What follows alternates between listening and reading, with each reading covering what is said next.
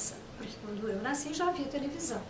Então, o que eu percebo, e pensando, né, ao longo desse trajeto, é que antigamente não tinha tantos grupos que analisavam, criticavam, refletiam sobre o que a publicidade faz com as crianças.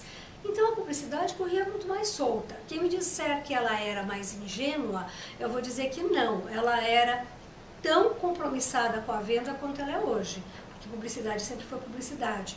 Ela, na verdade, sempre teve o mesmo objetivo, que é venda, né? É tornar um produto tão sedutor a ponto que você o queira ter, né? Que você o deseja.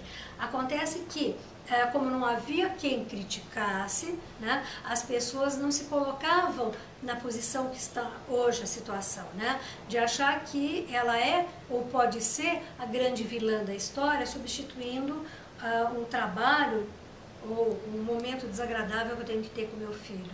Né?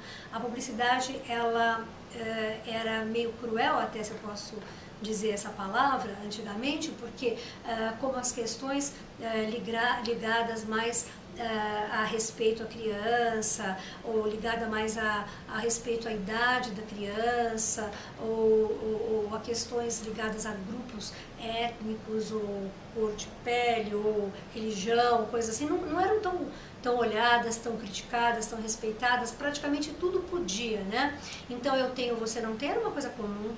Eu me lembro muito bem disso.